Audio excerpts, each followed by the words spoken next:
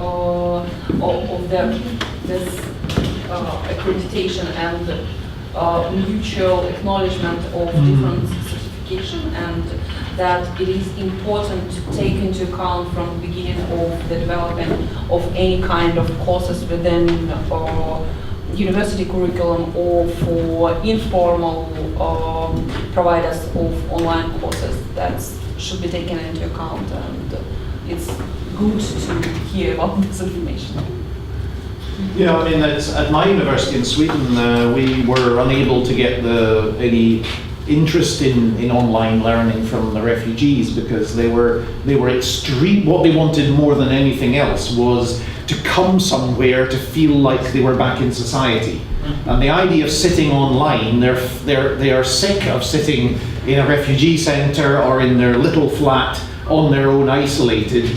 And it doesn't matter how wonderful the resources are, they want to come somewhere and meet people. Yes. And that social element. And so we sort of said, you've got MOOCs, you've got this, I want to be in a room and I want to meet Swedish people, I want to meet society, I want to feel I'm a normal person. And so that there was a reluctance, but that's not everywhere, but that's also an element, and also getting recognition. They were not interested in anything that didn't give them credible credentials in the Swedish employment market. And if it didn't count there, it didn't matter about whether we could say, well, later on we can validate and we can, no. Does this mean anything to a Swedish employer? Otherwise, no thanks. But it's not solved yet. Over here? Yeah, well, it connects to your point. I mean, I'll say, if we have a few projects. If we had asked the refugees whether they like MOOCs, they would probably have say no. Actually, your point. Yeah. And I think the main issue, we said many things. The main issue is actually we should turn it around and involve the people that we are working for, whether it's an NGO, university. We should involve them much more in the preparation phase. Let's start with that, and maybe in the execution phase when you design or develop new programs, new courses. We should use their interests if we truly want to do it for them. Yeah, I think also what we discuss is that maybe something interesting we could do now, for instance, also at the end of a project such as MOONLITE, is really to look at what we have done so far in this field and reflect upon our role, our position, our perspective, and maybe question that. So exactly that, to really think so far we have make also assumption that some things would be adapt to the refugee or fit the refugees and their needs, but all of that has been our perception and our assumption. So a way to go forward would be, of course, to put the refugee really in the center of this, but also maybe to have a philosophical reflection maybe about what we did so far.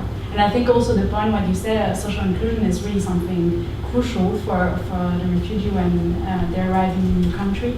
And I have also met a non-profit organization that, for instance, organized a football match with a lot of refugees coming from Africa because they were very good in their country in football, and just because they don't have the legal status, they cannot even play in an association, so in a non-profit organization.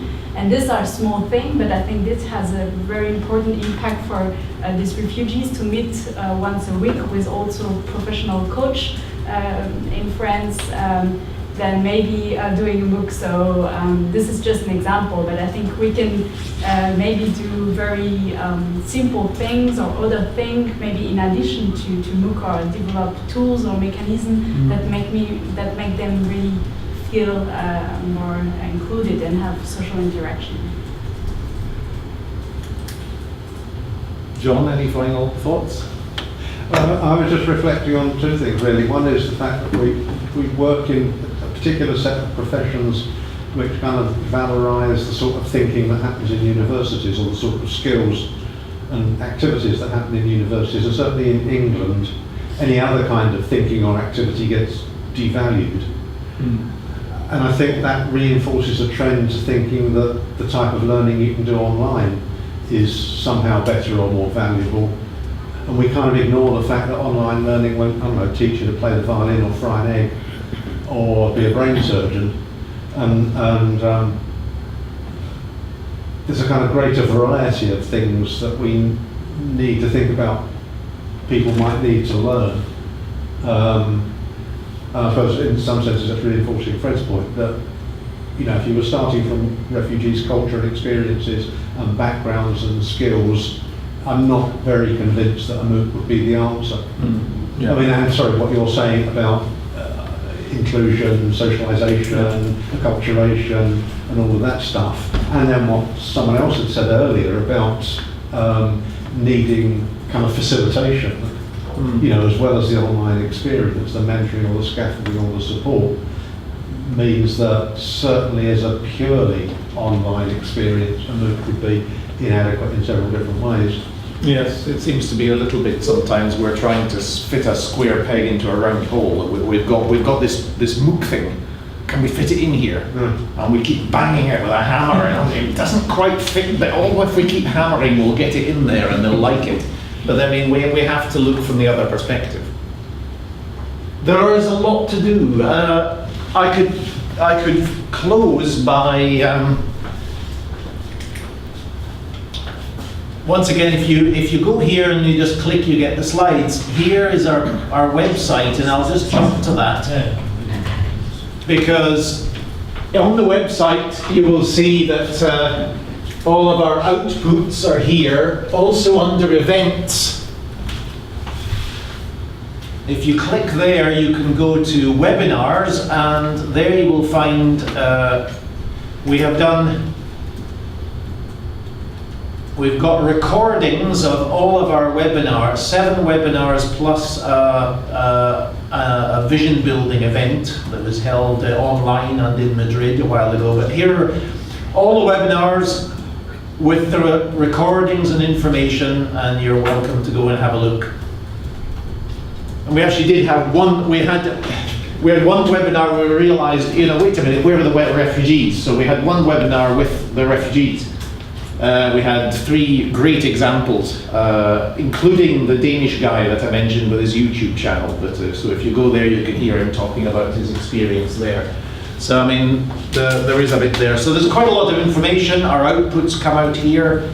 Otherwise, you've got access to everything here. If there's anything else you need to put up, it's all yours. Just do with that page what you will. If you click here, you can add a comment on anything in particular. And I will notice if you write anything, and I'll answer you if I can.